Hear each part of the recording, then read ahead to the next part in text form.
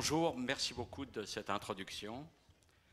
Alors je suis très content d'être ici et je suis un peu surpris de voir toute cette foule, mais c'est important de savoir comment bien vieillir.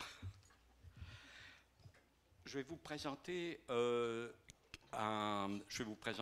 diaporama qui est véritablement issu non seulement de recherche mais également de pratique, c'est-à-dire de mise en pratique de programmes expérimentaux, tant au Québec qu'en France. J'ai eu la chance de travailler dans le réseau de la santé et des services sociaux du Québec pendant 22 ans à titre de directeur général de différents établissements et de créer le premier institut universitaire de gérontologie sociale du Québec. C'était véritablement intéressant parce que jusqu'à maintenant, les instituts universitaires dans le domaine de la santé, c'était les CHU, les centres hospitaliers universitaires. Et il n'y avait pas d'équivalent dans le domaine du social. Autrement dit, on abordait la santé uniquement sous un angle essentiellement médicalisé, avec la création d'instituts de gérontologie sociale. On réalisait que, évidemment, la santé dépassait largement la notion du médical.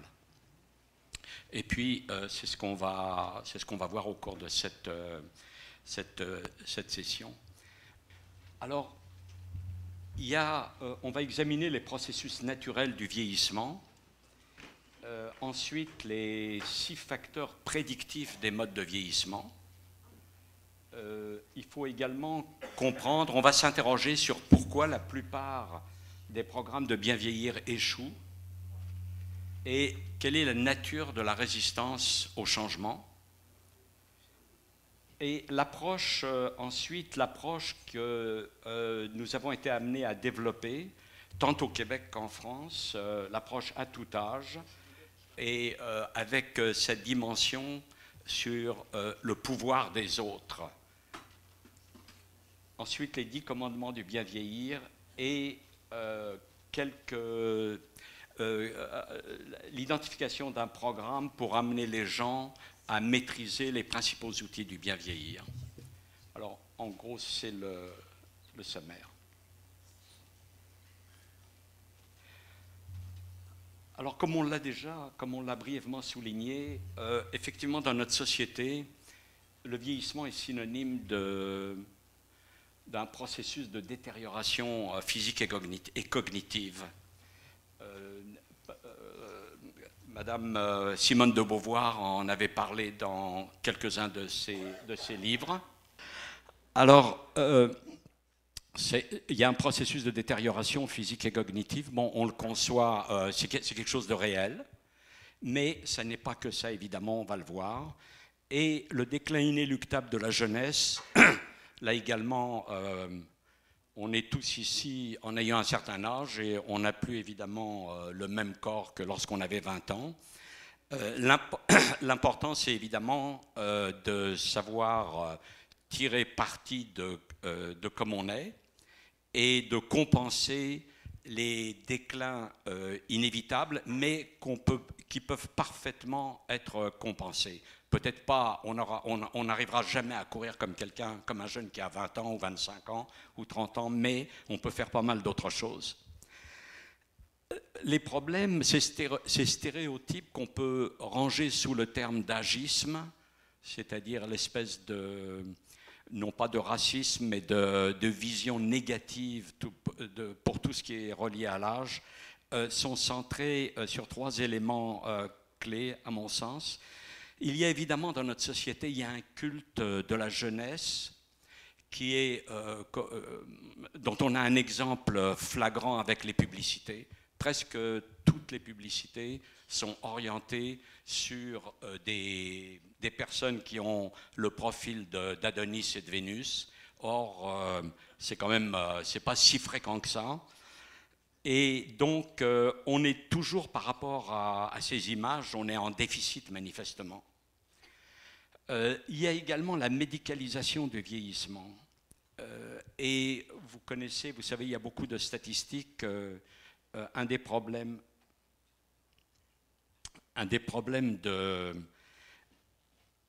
des personnes vieillissantes, c'est que pour beaucoup d'entre elles, elles vivent dans l'isolement, un isolement progressif mais accentué.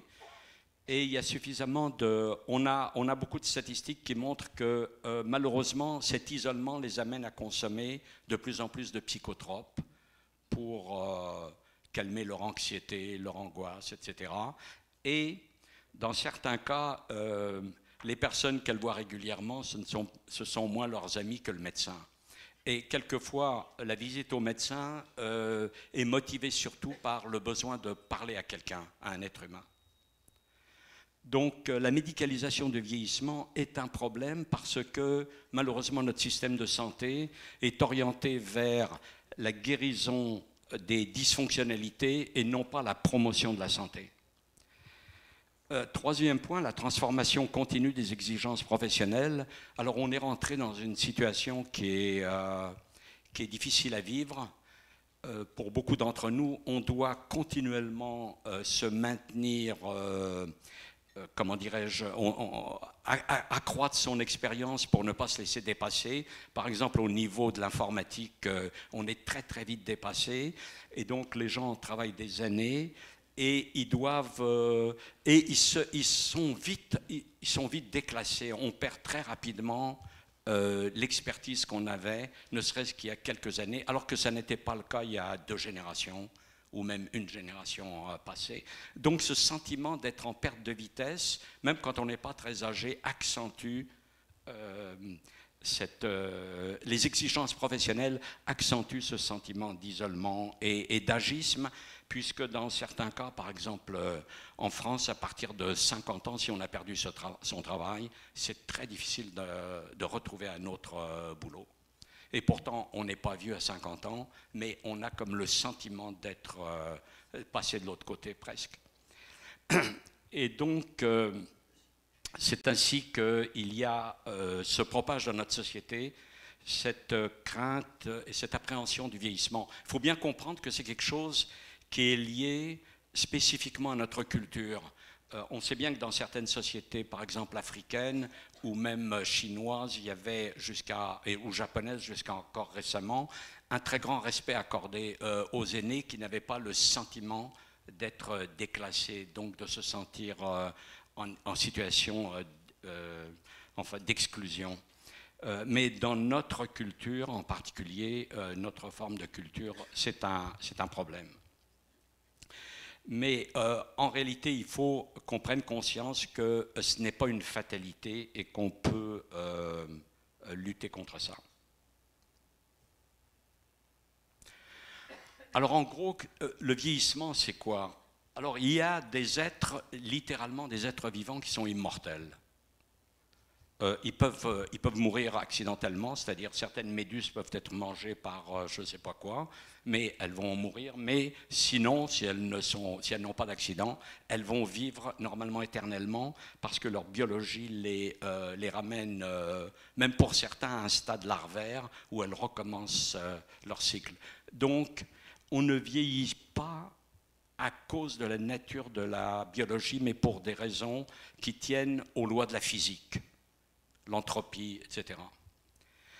Parce qu'on a des preuves qu'il y a des êtres qui peuvent perdurer presque éternellement, ne serait-ce que, par exemple, certains microbes qui se développent par scissiparité, en tant que tels, à moins d'être détruits par un acide ou autre, elles sont immortelles. L'être humain, lui, ne l'est pas, comme vous le savez. L'âge moyen d'une vie en bonne santé, sans handicap et dans des conditions naturelles, mais dans de bonnes conditions, serait pour un homme actuellement de 90 ans et pour une femme de 93 à 94 ans. Il y a des raisons à ce différentiel entre hommes et femmes, mais disons, ça nous entraînerait trop dans des domaines ésotériques au niveau scientifique. La doyenne de l'humanité est Jeanne Calment, c'est une Française, elle est morte à 122 ans, 5 mois et 14 jours. C'est la seule personne dont on a la preuve qu'elle a vécu jusqu'à cet âge-là. bon, évidemment, quand elle est décédée, elle était sourde, aveugle et autres, et c'est donc pas nécessairement une très bonne idée de vivre jusqu'à 122 ans dans certaines conditions. L'âge moyen maximal au Japon est pour les hommes de 82 ans, 7, les femmes 87,3, c'est l'âge moyen. J'ai cité le Japon parce que c'est l'État où il y a la plus haute espérance de vie. La France n'est pas très loin derrière. Alors attention, il est important de ne pas confondre longévité et bien vieillir. Beaucoup de gens veulent vivre très longtemps sans réaliser que ce n'est pas nécessairement un bienfait. Alors, ce qui me semble très important, c'est d'ajouter de la vitalité aux années plutôt que des années à la vie lorsque on n'est pas en mesure de profiter sereinement de la vie. Actuellement, on dit que la longévité moyenne s'accroît d'environ un trimestre par an, mais la durée de la vie de l'être humain ne bouge pas. Il n'y a pas de paradoxe ici, c'est en fait les moyennes. Par exemple, le taux de mortalité des enfants a beaucoup baissé, donc ça a accru évidemment la longévité moyenne. Pareil, avant les femmes mouraient un certain nombre mouraient lorsqu'elles accouchaient à cause de septicémie, etc. Quand toutes ces choses-là sont éliminées, la durée moyenne, la longévité s'accroît, mais pas en tant que telle la longévité de l'espèce humaine. Alors, juste pour souligner la différence entre longévité et bien vieillir, une petite blague, il y a un pêcheur qui meurt et qui arrive, qui monte au ciel, il voit Saint-Pierre, et qui lui dit, écoute, je sais que tu as beaucoup péché, mais maintenant tu vas voir, tu vas vivre dans le plaisir complet, tout ce que tu as aimé, tu vas le retrouver. Tu aimais les femmes, n'est-ce pas? Alors il disait, oui, oui, beaucoup, alors ne t'inquiète pas, tu vas en trouver beaucoup ici, les bons vins, etc. Alors il voyage un peu partout, il y a des paysages extraordinaires, etc. Et il profite de la vie d'une façon exceptionnelle pendant presque 1000 ans. Et à un moment donné, après, il revient au bout de 1000 ans, il dit, je commence à m'ennuyer, c'est toujours la même chose. Il dit, non, non, écoute, vraiment, tu as l'immortalité devant toi, il faut que tu explores, etc. Il recommence, au bout de 5-6 siècles, il n'en peut plus, il revient... il dit, écoute, je ne peux plus tenir, je préfère mourir. Saint-Pierre lui dit, ah, c'est la seule chose qui est impossible. Alors je préfère aller en enfer. Alors il y a Saint-Pierre qui lui dit, mais où est-ce que tu croyais que tu étais?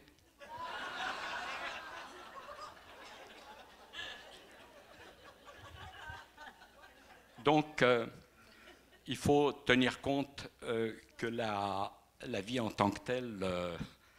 la longévité n'est pas nécessairement une chose absolument bonne en soi. Alors, on a deux indicateurs précieux pour mesurer l'espérance de vie. Alors, celle qu'on connaît habituellement, c'est l'espérance de vie tout court. Alors, c'est celle dont on nous rabat les oreilles, il y a un trimestre de plus par an, etc. Lorsqu'il y a, jusqu'à maintenant, cette longévité s'accroissait régulièrement, mais là, depuis 2-3 ans, dans divers pays, il semble qu'elle ne s'accroît plus et on a même constaté des pertes actuellement comme une réduction de la longévité moyenne. On verra pourquoi.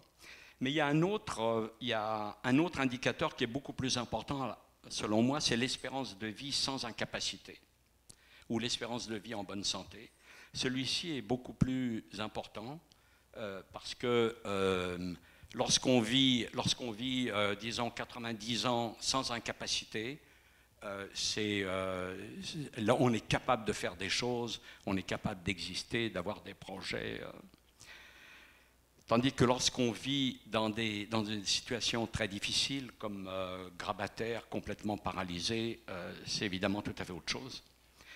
Alors, l'espérance de vie est utilisée principalement par les démographes, tandis que l'espérance de vie sans incapacité, beaucoup par les économistes de la santé, parce qu'il y a des coûts, évidemment, qui sont associés. Est-ce qu'il y a un problème là, avec le micro? Non, non, ça va aller, merci. Oui.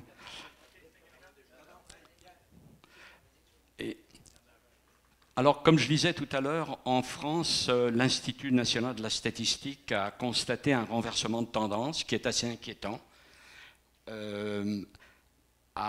L'espérance de vie en bonne santé à 65 ans aurait diminué entre 2008 et 2014 de 0,8 années pour les hommes et de 1,1 années pour les femmes. Alors, ce qu'on ne sait pas au juste, c'est si c'est une simple fluctuation accidentelle ou est-ce que c'est une tendance de fond. Alors, en gros, il faut bien réaliser qu'il y a l'espérance de vie d'un côté, l'espérance de vie en bonne santé, et on voit que l'un augmente, l'autre risque de diminuer. Ça, c'est ma fille qui a fait ce petit schéma.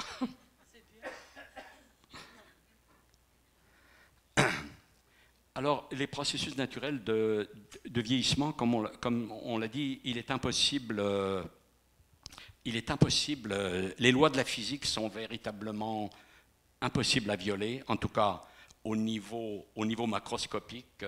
Je ne vais pas rentrer dans le domaine quantique ou autre, d'abord je n'y connais rien, mais apparemment il y a des choses qui sont violées au niveau de certaines lois de la physique. Mais par contre, celle de la biologie, ce n'est pas les lois de la biologie qui font que le vieillissement est inévitable. Et l'évolution a presque tout essayé, donc ça va de... certains êtres vivants ne vivent que quelques heures et d'autres sont immortels. En gros, les mécanismes du vivant reposent sur la cellule. Je voudrais juste tout de suite souligner que je ne suis pas du tout un spécialiste médical au niveau cellulaire et autres, donc je vous donne ces informations juste pour le contexte. La cellule se renouvelle continuellement, mais elle finit par mourir. On a quelques exceptions. À un moment donné, il y a une noire américaine qui s'appelait Ellen Lane, qui avait un cancer.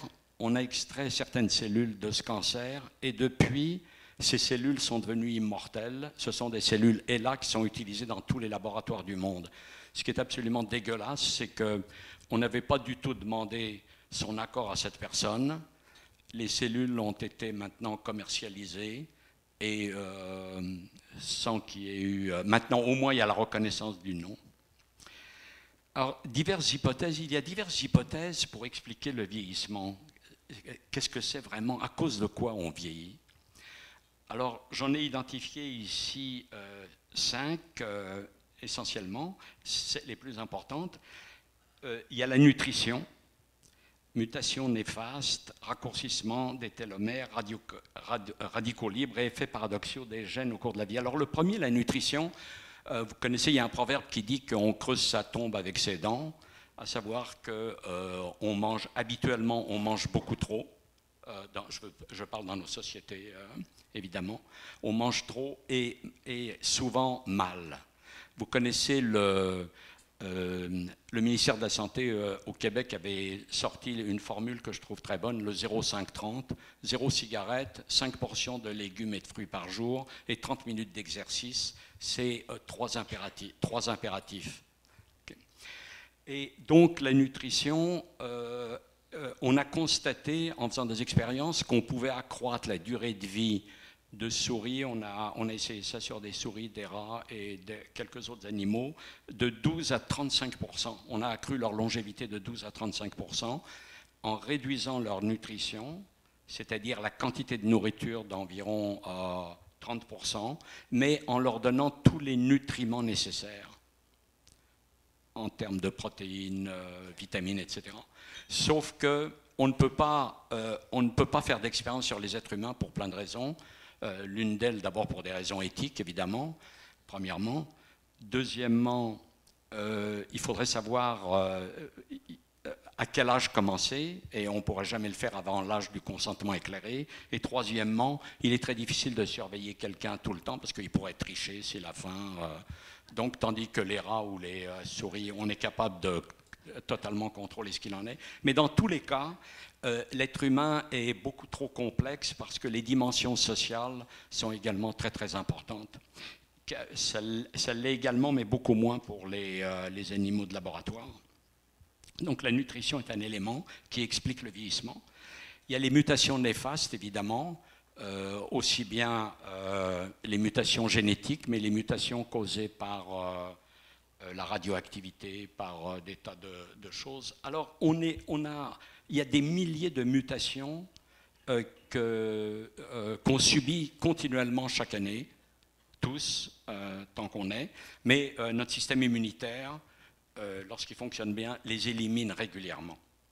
Ces mutations mènent, si jamais elles se poursuivent, elles débouchent habituellement sur un cancer, mais comme disait un ami, le professeur Patrick Vinet, un ancien doyen de la faculté de médecine de l'Université de Montréal, il me dit on fabrique des cancers tous les jours, et tous les jours notre système immunitaire élimine ces cellules-là. Donc ça c'est un des éléments du vieillissement. Raccourcissement des télomères. Chaque cellule, toutes les cellules humaines se terminent par une espèce de brindille de chaque côté. Et à chaque fois qu'il y a un dédoublement de la cellule, le télomère raccourcit. Et il y a une moyenne de division cellulaire pour chaque espèce. Chez l'être humain, c'est environ 50 divisions, mais attention, c'est en moyenne. Par exemple, les cellules de votre estomac se renouvellent à peu près tous les jours. À cause de l'acide qui est extrêmement destructeur, tandis que vos neurones, en général, ces cellules-là, on pensait qu'elles ne se renouvelaient pas. On va voir que si, malgré tout, mais en beaucoup moins grand nombre. Donc, la moyenne pour l'être humain est de 50 divisions cellulaires avant que les télomères soient terminés, et à partir de là, la cellule en tant que telle commence à dysfonctionner. Et avec les dysfonctionnements, peu à peu, le cœur fonctionne mal ou le foie ne travaille plus correctement, etc. Donc ça, c'était une des raisons. Les radicaux libres. Vous avez tous probablement entendu parler de radicaux libres. On prend des vitamines pour contrer ça. Il y a des tas d'éléments qui sont fabriqués par le corps contre les radicaux libres. Qu'est-ce que c'est les radicaux libres? C'est que ce qui nous fait vivre nous tue en même temps. Pour vivre, la cellule doit brûler des nutriments et elle utilise l'oxygène. Or, l'oxygène, en brûlant ces nutriments, laisse échapper des radicaux libres, c'est-à-dire que c'est une molécule qui a une charge électrique et qui, par exemple, si elle a une charge électrique positive, va arracher un électron à d'autres cellules. En tout cas, ce n'est pas mon domaine d'expertise, encore une fois. Il y a sûrement des gens ici qui s'y connaissent beaucoup mieux. Mais en gros, les radicaux libres vont attaquer les cellules et on a d'excellents mécanismes de réparation cellulaire, mais finalement, les radicaux libres agissent. Maintenant, c'est toujours très très compliqué. Ce n'est pas juste noir et blanc. Les radicaux libres sont utilisés également par le système immunitaire pour attaquer des germes et les détruire. Alors, avec l'évolution, c'est toujours très très compliqué. Et il y a des effets paradoxaux des gènes au cours de la vie. Prenons par exemple la femme.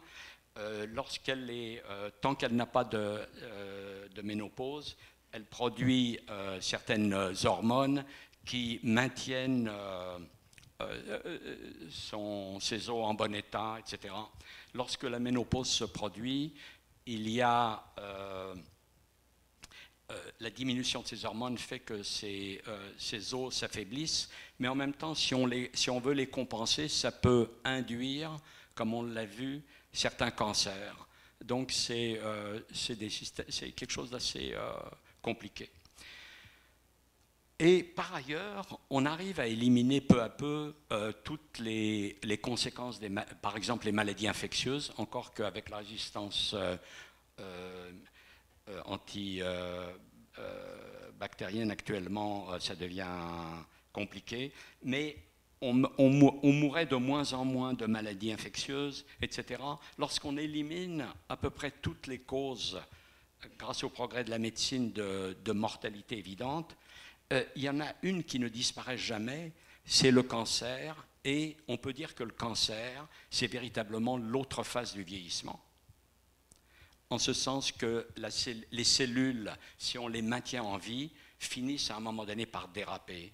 Leurs mécanismes de réparation sont moins efficaces, et donc il y a multiplication anormale, ça donne un cancer. Alors, mais le vieillissement n'est pas juste un processus biologique, c'est également un processus social et subjectif. Et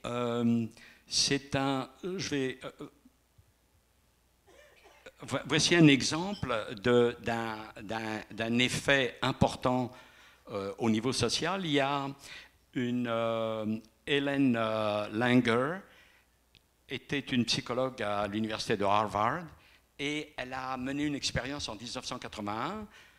Elle invite 8 hommes de 70 ans à passer 5 jours dans un environnement contrôlé.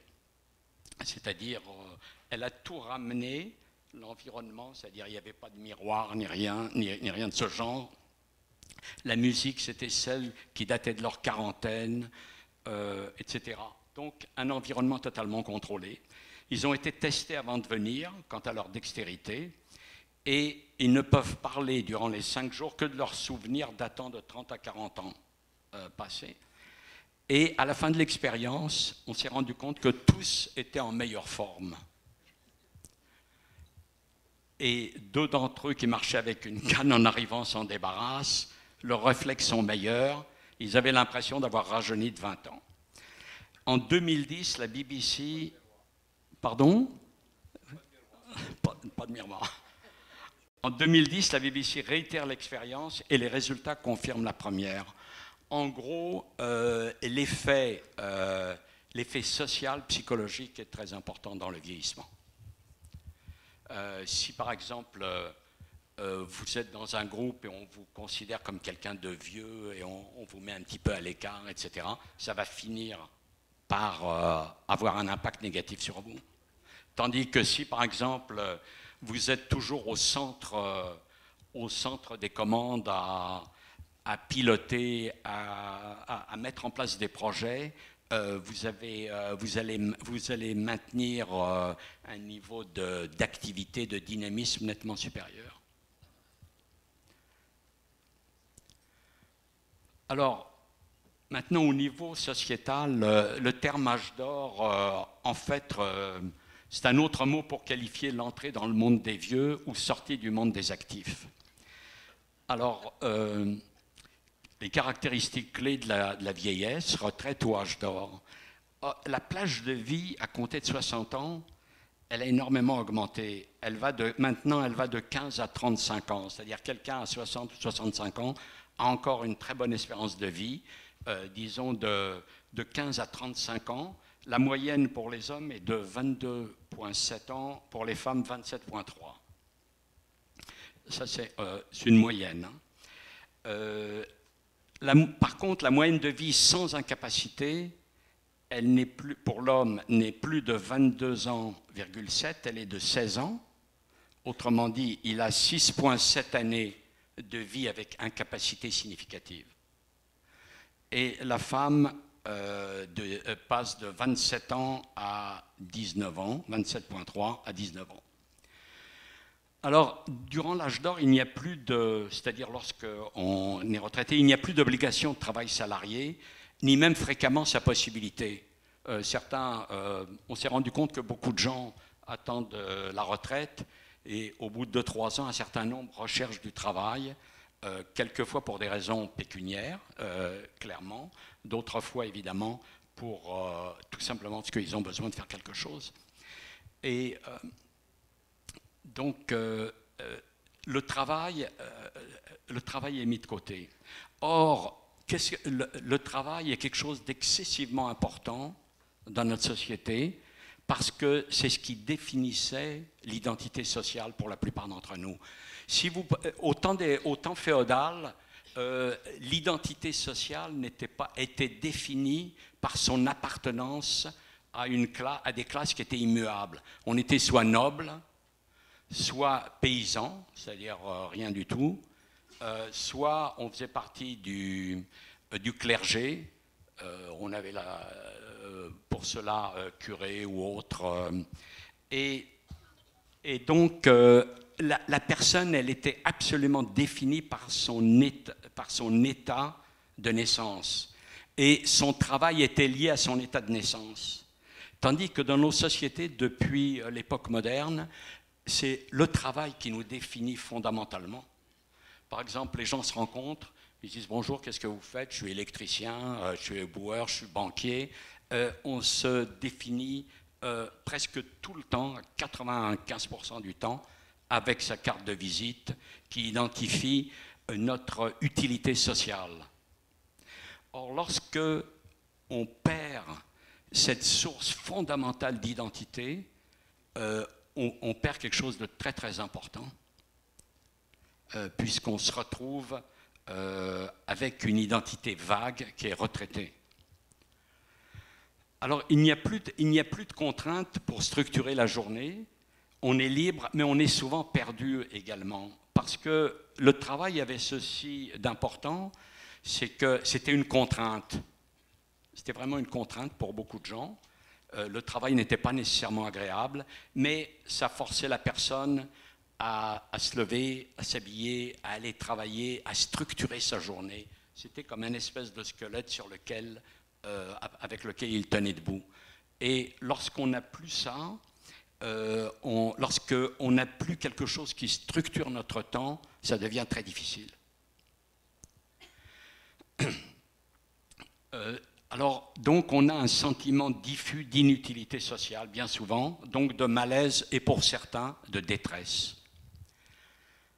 Les conséquences de la sortie du travail, bon, on en connaît, il y a la baisse de revenus habituellement, et beaucoup de gens sous-estiment la baisse de revenus que la sortie du travail va entraîner.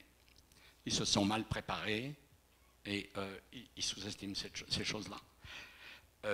Il y a la structuration du temps libre, comme je l'ai dit, la réorganisation des activités habituelles et des réseaux sociaux. Or, ça c'est également très important, c'est que quand on passe la majeure partie de sa vie au travail, on est en rapport avec des réseaux sociaux particuliers, et lorsqu'on n'a plus ces réseaux-là et qu'on n'a pas développé d'autres réseaux, on est mal pris, réellement, parce que très peu de gens sont, et on verra pourquoi, sont capables de vivre dans l'isolement complet. Et il y a un autre élément, c'est que la vie commune avec le conjoint ou conjointe, quand on vit avec son conjoint et qu'on passe une grande partie de son temps à l'extérieur, bon, on le retrouve le soir, mais quand on doit le retrouver 24 heures sur 24, des fois ça commence à faire trop. Alors, c'est donc un élément dont il faut tenir compte. Or, une préparation adéquate à la retraite ou le suivi de prescription de bien vieillir accroît notablement la durée de vie sans incapacité. On verra comment. Alors, il y a des groupes privilégiés dans la société. Ceux qui échappent aux stéréotypes de l'inutilité sociale, c'est souvent les intellectuels, les créateurs, les artistes, les artisans, les scientifiques, les travailleurs indépendants. On va voir après. Également ceux qui sont habités par un projet puissant, existentiel. Quelqu'un qui consacre, disons, sa vie à la lutte contre la maltraitance des enfants, ou, pardon, contre les hydrocarbures. ou pour l'environnement, contre les hydrocarbures, contre n'importe quoi. Mais quelqu'un qui est porté par un projet puissant, celui-ci, cette personne a un avantage énorme sur quelqu'un qui n'est pas animé par un fort besoin d'agir, de lutter. Les très riches, bon, je les mets de côté, je les connais pas très bien. Donc, mais ce sont des gens qui vivent dans des milieux qui sont comme complètement différents, ceux qui disposent de centaines de millions de dollars et autres, pour qui la notion de privation, quelque chose comme ça, est totalement inconnue. Donc, mais il y a certaines personnes très riches qui vivent très longtemps. Je pense à la reine d'Angleterre, par exemple, ou d'autres. Et accessoirement les politiciens. Et comme disait Kissinger, l'ancien secrétaire d'État, « Power is the ultimate aphrodisiac ».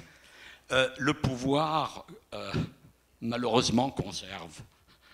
Et on voit une des raisons pour laquelle il y a tant de dictateurs qui refusent de quitter le pouvoir, c'est parce qu'ils en tirent quelque chose d'important, non seulement financièrement, mais parce qu'ils sont au centre de tout. Le pouvoir, c'est quelque chose il y a une espèce de tabou autour du mot pouvoir. Le pouvoir est fondamentalement important, fondamentalement, et le premier pouvoir que vous devez cultiver, c'est le pouvoir de gouverner votre vie. Et ça veut dire de maintenir un certain niveau d'autonomie, mais de gouverner également sur soi-même. Et donc, les politiciens. Alors pourquoi les intellectuels, les autres, les artistes? C'est parce qu'ils ont l'habitude de s'auto-gouverner. Ceux qui travaillent, qui ont la chance de... je pense que j'ai un fils qui est professeur, qui est chercheur, et finalement il fait ce qu'il veut. Il travaille beaucoup, mais il fait ce qu'il veut, en ce sens qu'il étudie ce qu'il a envie d'étudier, il fait des recherches, et il est bien payé. Il travaille en Angleterre, en Allemagne, et je réalise qu'il est totalement... Bon, il a des étudiants qui font des thèses de doctorat ou autre, mais il est maître réellement de son emploi du temps, de ce qu'il va étudier, de ce qu'il va faire. Donc ça, c'est un grand avantage. Il ne dépend pas d'un patron qui lui dit « fais ci, fais ça ». Il a pratiquement pas de subordonnés, ce qui serait toujours un peu embêtant parce qu'il faut s'en occuper. Donc cette espèce d'être la source de son action. Pareil pour les créateurs, les artistes, les artisans, par exemple, personne n'aurait jamais demandé à Picasso quand est-ce qu'il allait prendre sa retraite. Je veux dire, la notion même de retraite est presque impensable dans certains cas. Alors, ceux qui sont capables également, les artistes là, qui fabriquent des choses uniques, originales, et les travailleurs indépendants, parce qu'ils ont, on verra qu'un des éléments importants après, c'est qu'ils ne sont pas dans un rapport, les travailleurs indépendants ne sont pas dans un rapport de dépendance vis-à-vis d'un pouvoir qui est capable de les écraser. Bon, évidemment, ils sont également plus à risque, pas peut-être de revenus assurés de la même façon, mais enfin, on ne peut pas tout avoir. Et essentiellement, les gens, parce qu'ils s'autogouvernent, parce qu'ils ont l'intime conviction qu'ils sont maîtres de leur vie, et parce qu'ils sont habités par une forme d'empowerment, et ce mot est très très important. Il n'y a pas de bonne traduction française à empowerment, alors j'utilise le mot anglais, vous m'en excuserez, mais c'est quelque chose qui est fondamentalement important. C'est se donner du pouvoir pour gouverner sa propre vie. Et parce qu'ils sont la source de leurs projets et de leurs activités. Alors, les 12 grands déterminants de la santé, on va commencer par là, disons la scolarité, la classe sociale, les habitudes de vie et comportements personnels, je reviendrai là-dessus après, l'emploi et conditions de travail, le revenu, le réseau de services de santé en termes de qualité et d'accessibilité, le développement sain de l'enfant, référents identitaires, culture, religion, ethnicité, l'environnement social, l'environnement physique, le sexe et génétique et épigénétique. Alors, en gros, vous connaissez la différence entre génétique et épigénétique, elle est assez récente. On pensait qu'on est évidemment totalement déterminé par notre génétique, avec nos chromosomes, et on s'est rendu compte que il y avait dans l'ADN humain, il y avait évidemment l'ADN qui était codant et il y avait de l'ADN qui était non codant, c'est-à-dire qui n'était pas à même de produire une protéine. Et on avait appelé ça the junk ADN, l'ADN poubelle. Or, on s'est rendu compte que ce n'est pas ça du tout. L'épigénétique, c'est ce qui permet, à un moment donné, c'est des protéines qui permettent l'expression ou la non-expression du gène et son degré d'expression. Par exemple, on existe et nos cellules se renouvellent. Mais s'il n'y avait pas un système de contrôle, si elles se renouvelaient, imaginez qu'il vous pousse un nez au milieu de la joue, une oreille sur le pied, etc. Donc, il y a un système de contrôle, évidemment, de la reproduction des cellules qui est absolument indispensable si on ne survivrait absolument pas. Et c'est tout le domaine de l'épigénétique. Et on s'est rendu compte que l'épigénétique avait une influence énorme qui donne beaucoup plus de latitude à l'être humain de se contrôler que ce qu'on pensait. On y viendra après coup. J'aborde plein de disciplines dont je ne connais presque rien. J'ai lu un petit peu, mais c'est juste pour vous donner une idée. Alors, la scolarité, tout le monde sait à quel point c'est important pour pouvoir mieux se débrouiller par la suite dans la vie. Ce qui ne veut pas dire que quelqu'un qui n'en a pas ne va pas bien se débrouiller, mais la probabilité pour que votre vie soit plus facile si vous avez plein de diplômes universitaires est plus grande que celui qui n'en a pas du tout. Donc c'est toujours en termes de moyenne. La classe sociale également, si vous naissez dans une classe sociale où vous ne manquez de rien, ça sera toujours mieux que si vous n'avez rien du tout quand vous êtes enfant. Emploi et conditions de travail, revenus, services de santé, qualité, accessibilité. Le service de santé est très important pour, évidemment, la bonne santé. Et au Québec, on a la chance d'avoir un système de santé de très haute qualité. Son grand défaut, c'est l'accessibilité. Il n'y a pas suffisamment d'accessibilité, et donc il y a des listes d'attente, etc., des choses comme ça. Bon, développement sain de l'enfant. Si l'enfant, par exemple, au moment de la gestation, sa mère est sous un stress continu, vit de très grandes difficultés, ça aura un impact sur le développement du fœtus, de l'enfant, malheureusement. Alors ça, c'est un exemple. Mais même après, quand il naît, si par exemple il a été correctement nourri au sein ou pas, etc., il y a des tas de choses comme ça.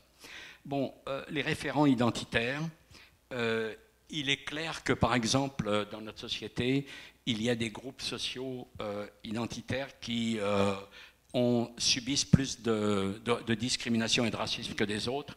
On n'a qu'à penser aux autochtones, par exemple, ou à d'autres groupes. Et donc ça joue. L'environnement physique, évidemment. L'environnement se détériore de plus en plus. Si vous vivez dans un environnement relativement sain, ça sera meilleur, évidemment. Le sexe, ça joue également à plusieurs niveaux. Le sexe féminin, par exemple, va être ultimement avantageux pour vivre un peu plus longtemps. Toutes les statistiques le montrent. Mais dans nos sociétés, pas dans une société musulmane, où ça jouera plutôt ça risque de jouer à l'inverse. Et donc en gros, alors j'en arrive maintenant au point qui est le plus important pour nous, c'est les habitudes de vie et les comportements personnels. Alors, en fait, sur tous les 12 grands déterminants de la santé, il n'y en a qu'un seul sur lequel vous pouvez agir à partir d'un certain âge. Parce que les gens commencent à s'interroger sur leur vieillissement rarement avant 50 ans. Avant, ils n'y pensent pas. Et à partir d'un certain âge, le seul point sur lequel vous pouvez intervenir, c'est les habitudes de vie. Et dans les habitudes de vie, il y a 6 facteurs prédictifs en tant que tels.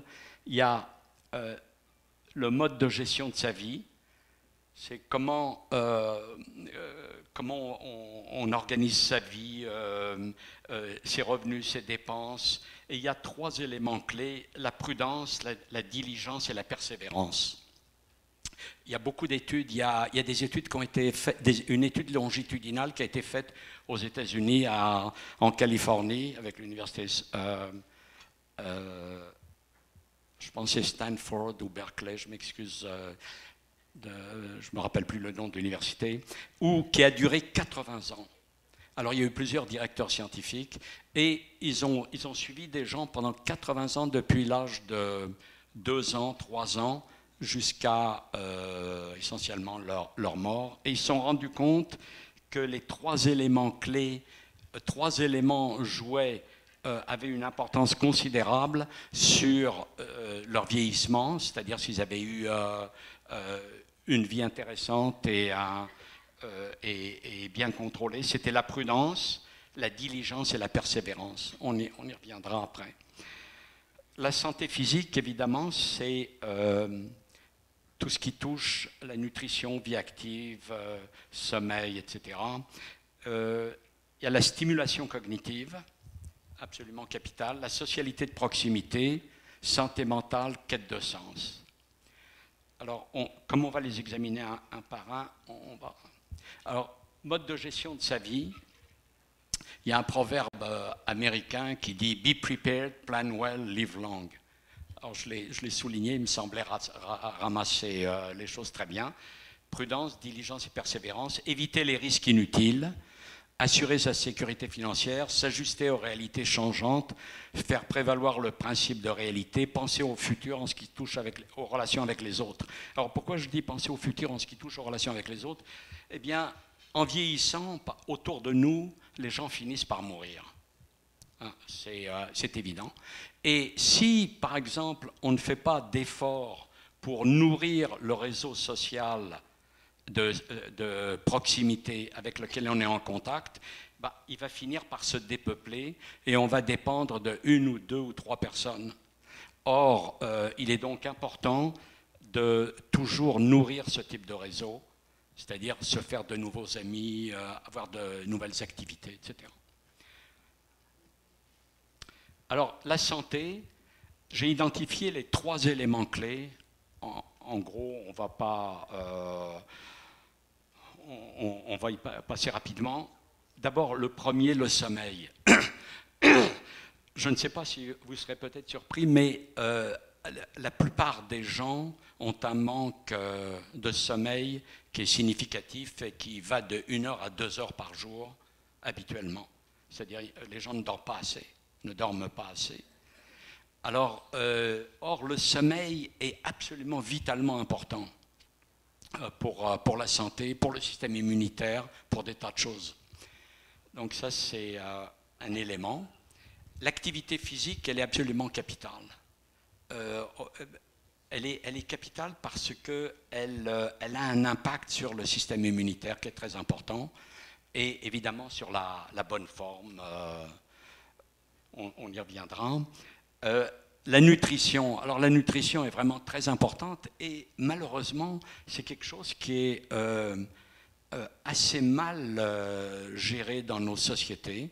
C'est-à-dire même une grande partie des médecins sont totalement ignorants des effets de la nutrition sur la santé. Et donc, c'est quelque chose là dont il faut tenir compte. j'ai parlé du 0,5-30. Bon, évidemment, il y a tous les autres éléments à examiner, évidemment, l'hygiène de vie, le sexe, les rapports affectifs, à tenir compte. Alors, santé physique, le sommeil, en gros, on ne dort pas assez. Il y a quelque chose comme entre 1 à 2 heures de sommeil en moins.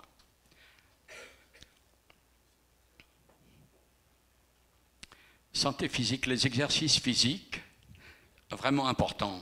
Il faut absolument faire au moins 30 minutes d'exercice de modéré à vigoureux tous les jours, ou par exemple 3 fois par semaine, au moins 1 heure par jour.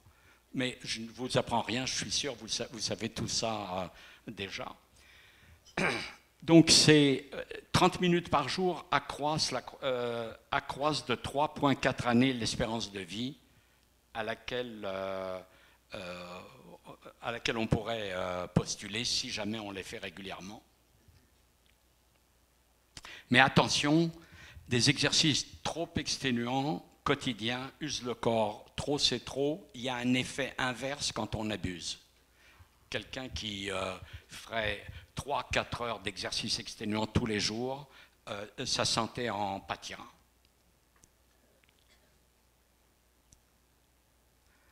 Donc, la nutrition, c'est quelque chose de très complexe. Je ne vais pas trop m'attarder dessus parce que vous êtes probablement déjà bien au courant, mais juste un rappel, il faut un minimum de 5 portions de légumes et de fruits par jour. Ça, c'est ce qu'au Québec, c'était l'un des mantras du ministère.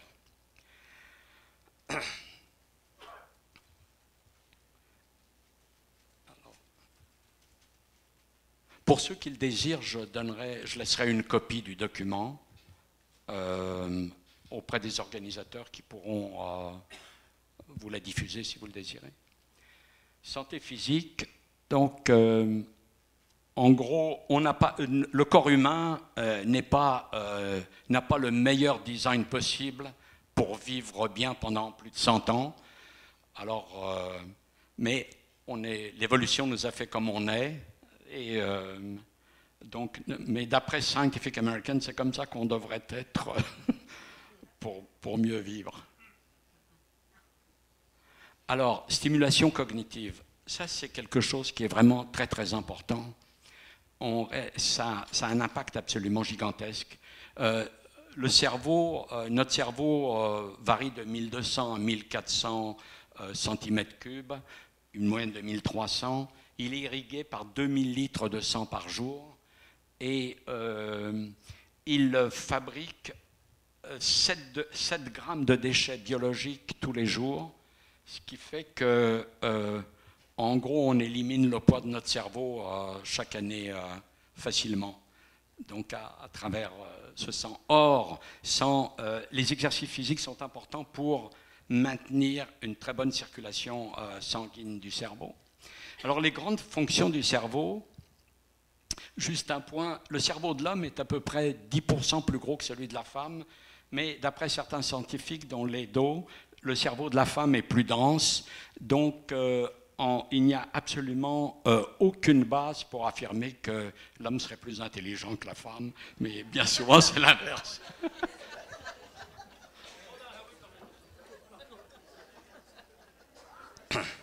Alors, ma femme prétend d'ailleurs que c'est le contraire. Alors, les grandes fonctions du cerveau et du cervelet, c'est de gérer les innombrables fonctions automatiques du corps. En réalité, on ne s'en rend pas compte, mais à peu près 90% de notre activité mentale est inconsciente, minimum, et on verra, je citerai certaines recherches qui ont été faites. Et il y a donc des processus inconscients continuellement, mais également des processus automatiques, on respire sans s'en rendre compte, etc. Donc tout ça, c'est des mécanismes dans le cerveau, cervelet, etc., et dans le bulbe rachidien qui assurent leur continuité. Donc le cerveau, lui, essentiellement, il gère ses automatismes. Son objectif est également de mémoriser et de résoudre des problèmes difficiles que l'instinct ne sait pas faire. Alors, donc si on ne les stimule pas, les neurones en tant que tels, jusqu'à maintenant on pensait qu'ils ne se renouvelaient pas, mais ce qui est certain, c'est que s'ils ne sont pas stimulés, ils meurent. Et par stimuler, ça veut dire que au maximum, il faut toujours essayer de sortir de sa zone de confort, c'est-à-dire qu'il faut faire des choses qui sont difficiles, qui exigent des efforts. Si ça n'exige aucun effort, ça n'a presque pas d'intérêt. C'est-à-dire qu'il faut réellement faire des choses qui vous poussent aux limites mentalement. Ça ne veut pas dire pour ça, et j'en serais bien incapable, que pour moi de me mettre à étudier la théorie de la relativité, je n'ai pas la formation mathématique, mais peut-être que si j'apprends une autre langue ou quelque chose comme ça, c'est quelque chose de très difficile, donc ça va me forcer à faire quelque chose qui me pousse. En plus, la stimulation maintient la neuroplasticité du cerveau, et on va voir pourquoi c'est tellement important également. Et la mémoire, évidemment, la mémoire, chacun a un certain niveau de mémoire, mais il y a quand même quelque chose d'intéressant, c'est que les Grecs avaient imaginé ce qu'on appelait un palais mémoriel, et on s'imagine par exemple un palais ou une maison avec des très très bien définis, en disant il y a la chambre bleue, il y a le portrait de mon fils là, qui est accroché ici, etc. On donne un maximum de détails. Et ensuite, quand on doit retenir quelque chose, on dit je le mets dans la chambre bleue à côté du portrait d'Einstein, par exemple. Ça, c'était la technique des Grecs, mais qui est toujours très efficace. Ça n'a pas tellement changé. Donc, si vous voulez améliorer votre mémoire, c'est une façon de procéder. Il y en a peut-être d'autres. Il y en a sûrement d'autres. Moi, j'utilise celle-ci. C'est mon fils qui m'a expliqué comment le faire. Alors, je mets des petites choses pour tenter de me les rappeler. Alors, donc, dans les deux cas, réellement, le cerveau, il faut faire des efforts. Ça ne vient pas tout seul. Il faut absolument apprendre. Alors, là, c'est difficile à voir, mais en gros, c'est au sujet de la neuroplasticité. C'est-à-dire qu'on s'est rendu compte que le cerveau continue à produire certaines cellules souches des neurones. Ces neurones migrent vers les endroits où il y a un besoin accru. Par exemple, si vous apprenez quelque chose de nouveau, là, vous devez réfléchir, ou vous faites des exercices, vous devez apprendre à manier, par exemple, à savoir comment manier un PowerPoint ou apprendre un logiciel ou autre. Donc, il y a des efforts qui sont requis. Lorsque vous travaillez comme ça, les nouveaux neurones qui sont créés migrent vers les endroits où c'est requis. Donc, en migrant, ils vont se rattacher à d'autres neurones. Il va y avoir des synapses qui vont se créer avec les autres neurones. Et en étant stimulés, ils vont survivre. S'ils ne sont pas stimulés, ils vont mourir rapidement. Donc, et là, ce sont des recherches faites avec des systèmes d'IRM et autres du cerveau. On a pu constater ces choses-là. Alors, l'autre élément très important pour bien vieillir, c'est la socialité de proximité. Alors, il faut savoir que Franz Zewald de l'université de Utrecht, c'est un primatologue, il a dit quelque chose qui m'apparaît fondamentalement important. L'homme est un animal social jusqu'à la moelle des os, c'est-à-dire que si on isole un homme complètement de tous rapports sociaux, il devient psychotique. C'est pour ça d'ailleurs que l'isolement total en prison est considéré comme une punition extrêmement sérieuse et cruelle. Mais l'homme n'est pas humain, l'homme n'est humain que par la grâce de l'autre. C'est-à-dire que seul...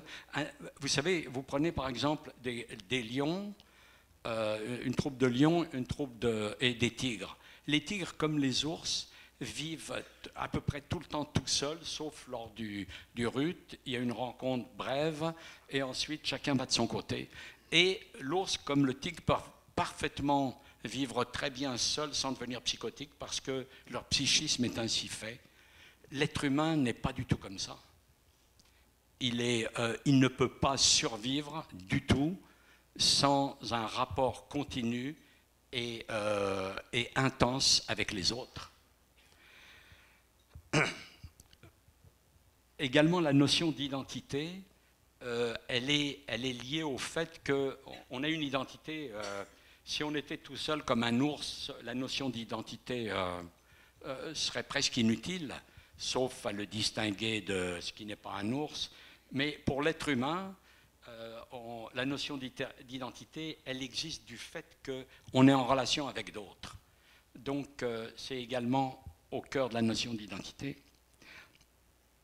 Alors, vivre sans amis est très dangereux. 26% d'accroissement des risques de mortalité pour ceux qui vivent dans l'isolement, toute autre cause étant égale par ailleurs. Ça, c'est basé sur des recherches, et les références de ces recherches sont dans mon livre, donc je n'ai pas mis évidemment les références ici. Il y a un professeur à Oxford, Robin Dunbar, qui a identifié que finalement les êtres humains ont ils créent un certain nombre de réseaux. Par exemple, on s'est rendu compte que il n'y a pas beaucoup d'êtres humains qui ont plus que 3, ça va de 0 à 3 ou 4 personnes qui sont des amis très proches, des amis à qui on peut tout raconter, même si on a trompé sa femme ou son mari, etc. C'est-à-dire des choses habituellement qu'on ne crie pas sur les toits. Donc des amis très très proches, les êtres humains en ont en moyenne, disons, aux États-Unis c'était 3,6 il y a un siècle et demi, et c'est tombé à 2,6 maintenant, en moyenne, hein, on parle. Autrement dit, il y a une diminution, pour diverses raisons, du nombre d'amis très très proches. Mais c'est capital dans la relation d'un être humain avec un autre. Il y a également un premier cercle de proximité également, de 5 à 10 personnes. Ensuite, il y en a un autre qui va jusqu'à 50, et au maximum, un être humain est capable d'établir des relations avec un maximum de 150 personnes. Il peut établir des relations avec 1000 personnes sur Facebook, mais de façon plus ou moins significative, c'est-à-dire qu'ils connaissent l'autre personne, c'est 150. Mais ça, c'est véritablement le cercle le plus extérieur. Pour les gens très sociables, ça peut aller jusqu'à 200. Les moins sociables, ça va être moins. Mais en gros, ce sont des moyennes. Et on s'est rendu compte que, par exemple, toute la structure humaine est toujours liée autour de ces nombres. Par exemple, les fantassins romains étaient regroupés autour d'unités qui ne dépassaient jamais 50 personnes. Pareil dans les armées modernes ou autres. C'est-à-dire que le maximum qu'un chef d'unité va pouvoir... le maximum de rapports significatifs, c'est avec une cinquantaine de personnes. Au-delà, il ne va pas pouvoir maintenir un lien réel, affectif, tel qu'il connaît l'autre personne et assez intimement. Donc, on a ces structures qui perdurent à travers le temps, c'est-à-dire ce sont des structures qui sont liées au type de socialité de l'être humain. Alors, la santé mentale... alors en gros, il y a deux états de santé mentale. Il y a la santé mentale positive, c'est-à-dire autonomie, épanouissement, et santé mentale négative. Et à l'intérieur de négatif, il y a deux dimensions. Il y a la détresse réactionnelle. Si par exemple j'apprends que un oncle ou un de mes parents vient de mourir, ou qu'un de mes enfants est très malade, ou de mes petits-enfants, évidemment, je vais avoir une détresse réactionnelle. C'est parfaitement normal. Ce n'est pas quelque chose de malsain, ça fait partie de l'ordre des choses. Par contre, évidemment, et vous le savez très bien, il y a également une santé mentale négative qui relève de troubles mentaux, c'est-à-dire de désordres mentaux qu'il faut traiter. Et or, la santé mentale est vraiment très importante pour bien vieillir. Et j'ai identifié 6 piliers principaux. Il y a l'estime de soi, une forte identité, la gestion du stress, comment gérer le stress, l'accomplissement de soi, la résilience et le principe de réalité. C'est-à-dire, principe de réalité, ne pas vivre dans l'illusion en se disant tout va bien aller, etc. Tout le temps. Non. Okay. Je ne sais pas ce qui s'est passé. Non. Wow. Je vais...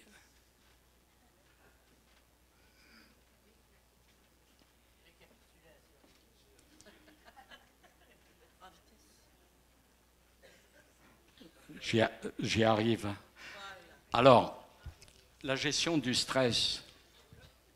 Alors, tout d'abord, le stress est indispensable à la vie. Il y a un côté positif et négatif. Comme n'importe quelle fonction du corps humain, il induit une cascade d'hormones, dont le cortisol, dit hormone du stress. Et il y a un chercheur, une chercheuse, Sonia Lupien, de l'Université de Montréal, qui dirige un laboratoire sur le stress, et elle a identifié un système que je trouve très efficace, qu'elle appelle CINE, c'est-à-dire le sentiment de pour les causes du stress. Premièrement, le sentiment de perte de contrôle. Si vous avez le sentiment que vous perdez le contrôle, c'est une cause de stress, évidemment. Perte de contrôle.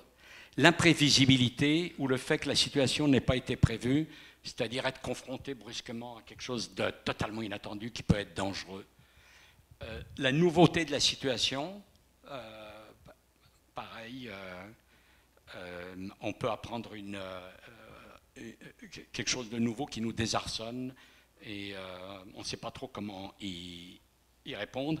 Et l'ego menacé, lorsqu'on a le sentiment que notre ego est mis en question, notre individu, c'est très dur. Et à partir de ces 4 éléments, on peut apprendre, lorsqu'on les a en tête, à chaque fois qu'on est confronté à une situation de stress. Sonia Lupien prétend qu'il n'y a aucun stress qui échappe à un de ces 4 éléments. Donc si jamais à un moment donné vous êtes stressé, vous pouvez passer à travers et essayer de vous dire, bon, pourquoi est-ce que je suis stressé ? Et se dire, est-ce que j'ai un sentiment de perte de contrôle ? Peut-être oui, peut-être non, etc. Et donc vous pouvez au moins savoir l'origine de votre stress. Donc ce qui est très important, c'est d'apprendre à se connaître. Alors, un autre élément dans la vie, un des éléments très très importants, c'est la quête de sens, c'est-à-dire quel sens a ma vie ? Alors habituellement, on ne s'interroge pas tellement sur ces choses-là, mais c'est excessivement important. Les gens qui n'arrivent pas à assigner un sens à leur vie, ceux-là vivent plus difficilement que d'autres. Maintenant, évidemment, il y en a qui assignent un sens à leur vie en allant se faire exploser comme terroristes. Ils ont un très fort sens, mais évidemment, c'est un sens que je déconseille fortement. Et donc, il est important de savoir comment est-ce qu'on donne du sens à sa vie. On peut avoir un sentiment de flou, de vide. Peut-être la religion peut aider des gens. D'autres, une certaine forme de spiritualité. Un but transcendant, comme on a dit, quelqu'un qui décide de lutter pour améliorer l'environnement. C'est un but littéralement transcendant. C'est certain qu'il ne va pas réussir à guérir la terre entière, mais au moins il va faire ce qu'il peut. Ou alors l'absurdité assumée, c'est-à-dire on déclare qu'il n'y a pas de but en tant que tel à la vie. La vie en soi est absurde, mais on l'assume et on va tenter d'améliorer au moins de soulager les malheurs de l'être humain, de la société. Donc on peut parfaitement dire, comme il n'y a pas de Dieu, par exemple, il n'y a pas de finalité ni rien, donc en tant que tel, on est le fruit du hasard, mais on est capable de créer, dans le cas de cette absurdité assumée, une signification forte. Alors, j'aime bien Aldous Huxley qui avait écrit The Brave New World, le meilleur des mondes, parce qu'il utilise, à mon avis, une phrase qui, à mon avis, ramasse vraiment la condition humaine en elle-même, être une cheville ronde dans un trou carré. C'est-à-dire que l'être humain est nécessairement mal à l'aise dans l'être humain, et c'est parce qu'il y a ce mal-être qu'il progresse. C'est-à-dire qu'il tente d'y échapper, et donc il y a comme un désamour du présent pour regarder vers le futur, bâtir des projets, etc. Alors, ça c'est mon point de vue, juste. Bon, il faut également faire la distinction entre la quête de sens et la recherche du bonheur. Vous savez, dans la Constitution américaine, celle-ci identifie le but de la vie humaine comme the pursuit of happiness, la recherche du bonheur. Personnellement, ça ne me semble pas être adéquat du tout. Ce qui est important, c'est la quête de sens, parce que le bonheur on n'est pas assuré qu'il va se poursuivre. Du jour au lendemain, on peut être content, à un moment donné, on peut être dans le bonheur et ensuite nager dans le malheur. Enfin, c'est une question de philosophie.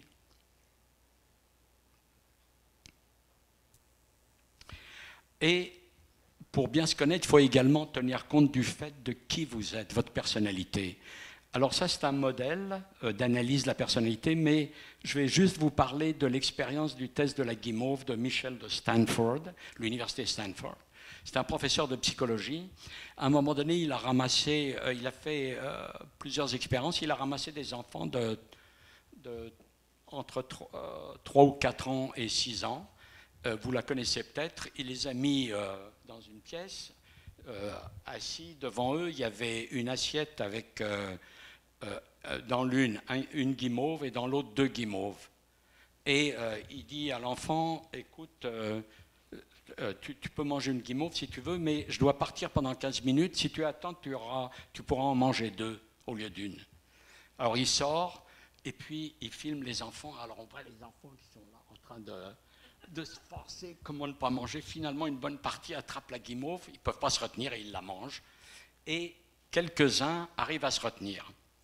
Or, après, il a suivi comme ça plus de 535 personnes et les résultats sont assez intéressants. À l'âge de 30 ou 40 ans, les gens qui avaient réussi à à se contrôler, à ne pas sauter tout de suite sur la guimauve, une guimauve, mais à se contrôler pour manger les 2 guimauves. Tous ces gens-là, en général, étaient en bien meilleure santé que les autres. Ils avaient des jobs qui étaient nettement plus rémunérés. Ils occupaient de meilleures situations, etc. En gros, ce que ça indiquait, c'est qu'une des qualités fondamentales, évidemment, c'est la capacité de l'être humain à retarder la gratification, c'est-à-dire à se contrôler. Ce test de la guimauve est vraiment, je trouve qu'il est important, il est intéressant parce que il avait un effet prédicteur très très fort. Donc c'est important de savoir si vous êtes du genre à manger une guimauve immédiatement ou 2 guimauves au bout de 15 minutes. Alors, donc, pour bien vieillir, il est important d'agir ce sur quoi vous pouvez agir, et c'est sur les 6 facteurs qu'on vient d'examiner. Alors, il faut agir avec prudence, il faut faire ce qu'il faut pour rester en bonne santé, il faut entretenir un haut niveau de stimulation cognitive, ce qui ne veut pas dire encore des choses tout à fait impossibles. Pour moi, ça serait d'apprendre une nouvelle langue, ça pourrait être jouer à des sudoku pour d'autres personnes ou n'importe quoi. Entretenir une intense socialité de proximité, c'est-à-dire il faut absolument maintenir des réseaux sociaux importants. C'est ce que j'appelle d'ailleurs le pouvoir des autres. Et c'est peut-être l'élément avec les 30 minutes d'exercice et la simulation cognitive, ce sont les 3 éléments les plus importants de tout, si on devait en retenir que 3. Maintenir un bon état de santé mentale en contrôlant les stress négatifs en autant qu'on peut, et se trouver une bonne raison de vivre, ça, des fois, c'est pas facile. Alors, les processus classiques de changement. Habituellement, la façon dont on change, c'est on examine ce qui doit changer, on se prépare, on agit, et après, on maintient. Mais habituellement, on reçoit l'information sur ce qui est bon ou mauvais. Lorsqu'on veut renforcer l'information, on utilise l'éducation. Les programmes sur l'éducation identifient les bonnes cibles et suggèrent les bonnes démarches, mais en général, ces programmes-là sont en général inefficaces à long terme. Donc, l'information et l'éducation ne sont pas du tout suffisants. Et pourquoi? C'est que on est en réalité les esclaves de nos habitudes. Par exemple, l'architecture de notre quotidien, ce sont nos habitudes, donc nos comportements. Ils constituent 70% de notre vie et sont de ce fait une énorme force d'inertie. Et ils acquièrent une automaticité inconsciente. On doit les considérer comme des formes d'addiction. Alors, je vous donne un exemple. Moi, j'ai l'habitude, quand je vais dans un restaurant, automatiquement, sans m'en rendre compte, j'ai le plat et sans m'en rendre compte, je prends la salière et je mets du sel. Sans réfléchir, c'est un automatisme. Ça, c'est une habitude qui est extrêmement néfaste, mauvaise. À partir de là, le sachant, je dois m'efforcer de changer ça. Et il est donc important de connaître ce qui cloche dans nos habitudes. Parce que, au fond, quelle est la façon de bien vieillir? C'est essentiellement contrôler vos comportements à risque dans vos habitudes de vie. C'est contrôler les comportements à risque. Je vais aller un peu plus vite. Alors, en gros, il y a un chercheur qui a identifié ce qu'il appelle la métaphore de l'éléphant et du cavalier. Le cavalier, c'est notre esprit conscient qui décide, etc. Je décide de ne plus mettre de sel, etc. L'éléphant, c'est toutes les habitudes de vie, tout ce qui est inconscient, tout ce qui est automatique. Et la vérité, c'est que à peu près, l'éléphant décide à peu près de tout et le cavalier de presque rien. Parce que les systèmes conscients sont très lourds, sont très fatigants, exigent énormément d'énergie. Et d'ailleurs, Daniel Kahneman a eu le prix Nobel en étudiant ce système. Et il a écrit Thinking Fast and Thinking Slow, c'est-à-dire penser rapidement et penser lentement, pour montrer nos 2 systèmes cognitifs. Les uns, ce sont les systèmes automatiques, l'instinct, etc. Les autres, les systèmes décisionnels qui sont toujours très lourds, très très fatigants.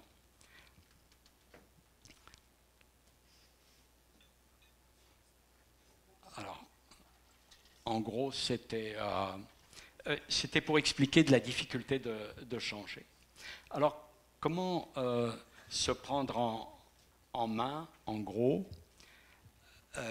Essentiellement, il faut qu'on arrive à trouver une approche qui permette d'assurer la persistance dans l'observance.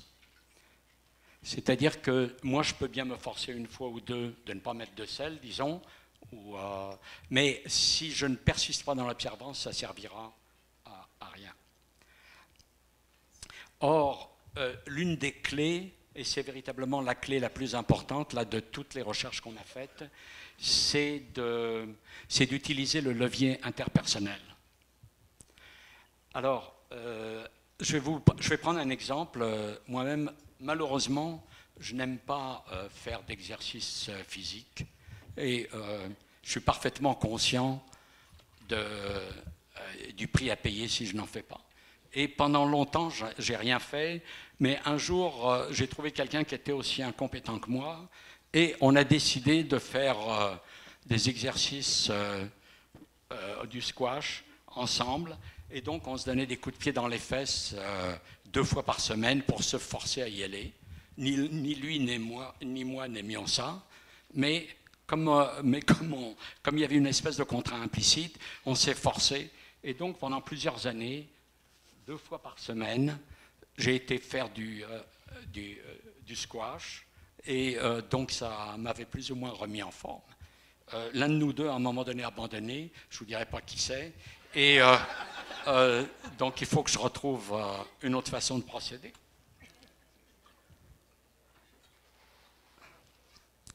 Alors, en gros, là, c'est les fondements pratiques. L'idée, c'est de créer un système que j'appelle, avec des amis, des accompagnateurs de motivation individuelle, où on fait à 2, 3, 4 ou 5 ce qu'on est incapable de faire seul. Je suis incapable de moi-même d'aller faire des exercices tout seul, donc je sais que la seule solution pour moi, c'est de le faire avec 2, 3 autres personnes, et donc de me créer des contraintes, des obligations de ce genre, des éléments très concrets. Bon, là, c'est toute l'approche en tant que telle, c'est-à-dire d'abord faire un bilan pour savoir où on en est, développer un programme dans un passeport à tout âge, trouver un accompagnateur, c'est-à-dire comme l'exemple de mon ami et moi-même, et s'évaluer régulièrement. Tout ça, c'est des choses que vous trouverez dans le document que je vais laisser. Mais en gros, c'est de se créer un groupe de soutien mutuel, d'empowerment. Et ce que j'ai appelé l'accompagnateur de motivation individuelle, qui agit comme un coach ou un mentor, et vice-versa. Alors, tout ça dans le cadre d'un passeport. Je vais répondre à vos questions. Bon, vous allez trouver tout ça dans le document. Alors là, je donne des exemples. Il y a les bénéfices individuels, les bénéfices sociétaux. Là, j'ai développé un programme de formation en 10 sessions dans le cadre d'une organisation à Montréal pour aider les gens à se développer.